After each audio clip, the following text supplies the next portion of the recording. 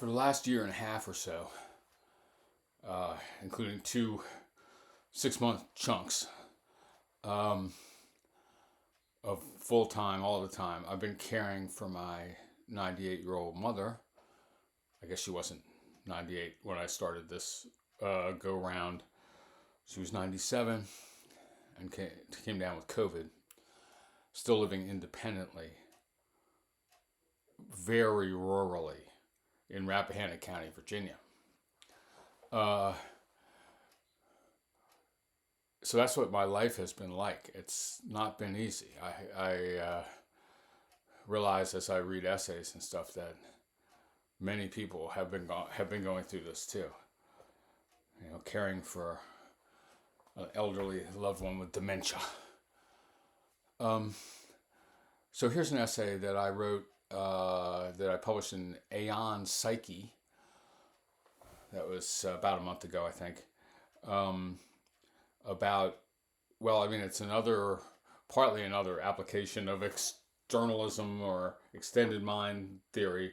I don't want to emphasize that at the expense of every other theme that runs through these essays.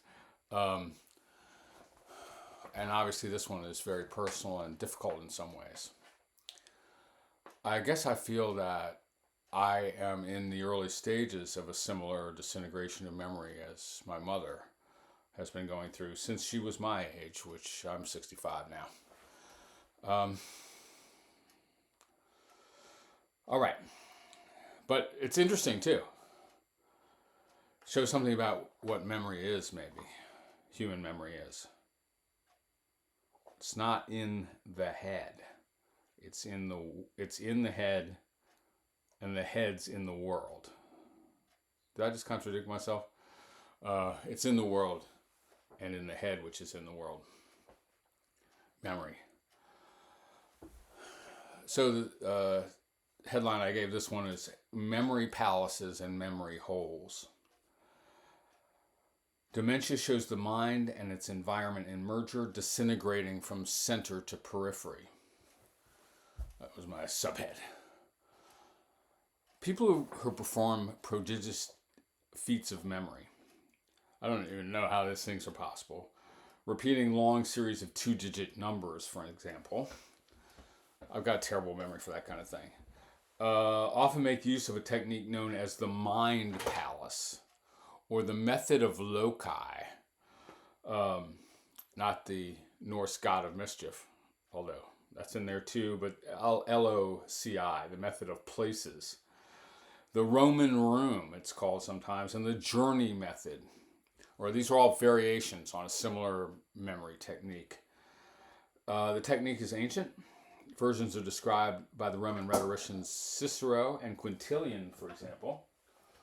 And involves picturing or imagining a building, a palace, or house, for example, associating each item to be remembered with a location in the house. One moves through the imagined structure room by room, thus the journey, finding the items in question. I can't seem to do that myself, or memory experts swear by it though. I'm caring for my 98-year-old mother, Joyce, who's been having memory problems for many years, growing more and more debilitating. She was very conscious of it for a very long time. Still is on and off, the disintegration of her own memory. For a decade or two, she managed to compensate for these problems with amazing effectiveness. To a significant extent, her life in widowhood in rural Rappahannock County, Virginia, was arranged to make it possible to function as she remembered less and less. The process, not atypical of people with memory problems, I'm told, indicates that the mind palace is more than imaginary. As she lost the internal structure of memory, the galleries of mind became literal and external. First systematically, then chaotically, Joyce Abel used her home here in rural Virginia as her memory. Actually, I'm in Pennsylvania now. Our care situation has changed down there, and I'm getting a long break. It's amazing. Joyce Abel used her home there in rural Virginia as her memory. I wrote this upstairs at her house between preparing meals for her and putting on the TV and stuff. In some ways, we all do this. We all live in a memory palace. We scatter photos or significant objects about our space so that as we move through it, we remember. Most people walking around their homes are on the journey method. A memory palace is not just images in our heads, but consists of things in our built environment. One way Joyce made her memory was the use of Post-it notes, or sticky notes. I guess Post-its is a brand name. Aeon corrected Post-it to sticky. For a decade or more, she wrote down everything she wanted to remember. People's names and phone numbers, appointments, movies she wanted to see, books she wanted to read, quotations to be read aloud at her memorial service, for real, and many other matters. She pasted them all around her desk and up on walls and in her kitchen. More and more, every fact required a note, and they proliferated into stacks and piles, most of them no longer visible under later accretions, along with piles of mail and stuff. They eventually drifted down over everything, hundreds of them. Once she lost track of a note, another note had to be made if the same fact was going to be recovered. The worst fight I have had with her since my teen rebellion circa 73, which was pretty extreme, but not as extreme as my brother's, occurred a year or so ago, after I stared at the accumulations of notes and decided that something must be done. I gathered them all up. 20 of them or so just said John Williams, literally 20 of them said John Williams Cavatina, to denote a particularly beloved piece of music. Hers. Beloved of her, not me. But I've heard it a lot now. I reduced this to one note on a computer and threw away the rest, along with hundreds of others, and also many slips of paper and envelopes with similar notes. My goal was to preserve all the information nuggets in one iteration each.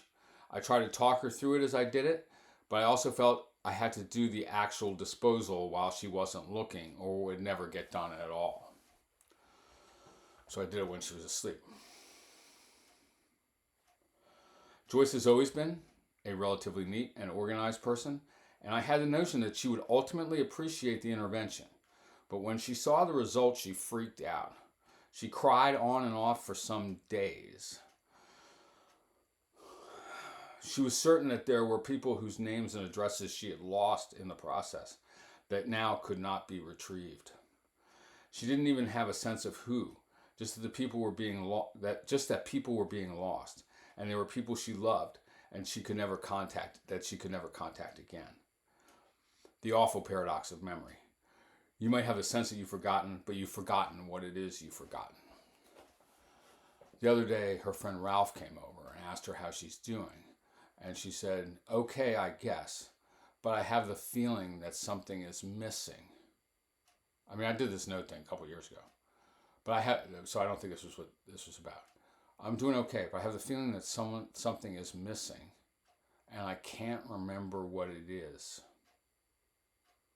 So like a overall feeling of lostness. It wasn't that information disappeared. I really tried to make sure it didn't. But it was as though a window broke and a wind roared through her mind palace, disarranging everything. It had to be done, I thought, and still think. But she experienced it directly as a loss of self. The other morning, she recounted a dream from the night before. She knows there are people who love her and whom she loves, but she can't remember their names and doesn't have any way to get in touch with them. She has lost everybody. Then everything just went dark, she said. She was crying. It was more than a dream. And that was months after the cleanup, too. It was more than a dream. She could lose people and not know that she's losing them, She needs more help, I concluded as I consolidated the notes, And my kids and I have been living with her on and off or in shifts since then. And that means that people are here, again, I wrote this down there, rearranging her pots and pans and her furniture to some extent so we can do what needs to be done. Cook for her and also work remotely, for example. The process of change has gotten somewhat easier. She's grown more flexible as time has gone on. But there's also been a lot of sadness and anger because there's been a lot of loss. She feels like she's lost everything that gets moved.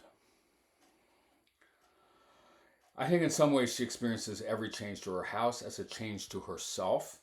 And I think that in imagination and in reality, with dementia or without, there is no firm distinction between who we are and where we are.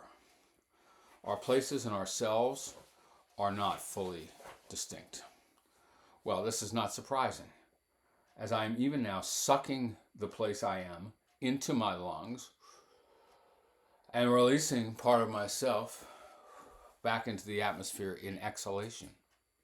As I flow through my environment, it's flowing through me. The 17th century philosopher John Locke argued that memory is essential to personal identity. Let's say you're a person in her 60s. What makes you the same person as you were when you were a teenager, even through all the changes? Locke argued that it can only be a relatively steady and consistent flow of memory. The 60-something remembers many things about the teenager in a way or to a degree that no one else can. For my mother, that was ceasing to be the case. Then holding on to her sticky notes was holding on to herself. For all of us, memory is not a mental operation. It's not only a mental operation. It typically makes use of the environment and the artifacts embedded in it. A mind palace, amazing as the feats of the prodigiously gifted or prodigiously disciplined can be, is cognitively inefficient for the purposes of remembering mundane details. The first thing you do when you try to remember where you put your phone is look around the room. You remember where you put it as you see it. You don't just go like, sometimes that can sort of help introspecting. The first thing you better do is look around. Okay. Oh, yeah. And then that's how you remember. You look around the room. Perhaps human memory evolved largely spatially. How do you get back to the place where we saw the mammoth? How do we get back to the place where we saw the mammoth? Note to self. Go left after you pass that big rock. I speculate that memory and space are intrinsically connected, and that's why this mind palace thing works. At any rate, memory is being externalized now massively, literally, as information technology. We remember now by Google, calendar apps, iPhone notes, getting out back on the cloud. We buy and sell memory. Joyce never quite got up to the information age, though she emailed up until a couple of years ago, when she stopped being able to see the screen. Maybe the post-it notes of the next generation of seniors will be electronic, though I think we're still embroiled inextricably in physical space, and the physical space has a different relation to memory than does imagined space, like a memory palace, which in turn has a different relation to memory than a real space. Did I write that sentence? Is that clear? So I think the way my mother's memory is disintegrating shows something about how we all remember, with the help of places and objects, real or imagined, made of wood or of code, but in her case particularly made of real and made of wood. We might think of this as a key example of what has been called in philosophy the extended mind thesis, put forward by figures such as Andy Clark and Mark Rowlands and Ralph Barton Perry. See previous videos. Simplifying an elaborate set of ideas. We think by means of our environment. Now, simplifying an elaborate set of ideas.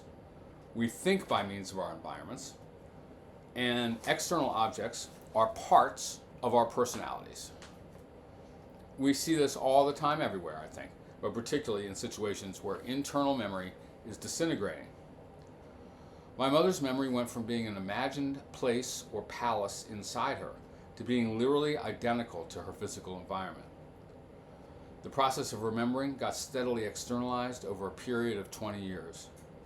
Perhaps this is how human personality fragments or disintegrates. As it frays, it extends into the world, even desperately, and alters it, rearranges it into a memory hoard. But then the real place too disintegrates, blows away bit by bit, yellows, erodes. The sticky on sticky notes just don't last. Your sun comes and rearranges and empties it, and you're lost. As things that remember, perhaps we disintegrate from the inside outward until we're no longer distinct from our environments. Slowly, our memories and the world become the same, and we at once cease to exist and expand into everything.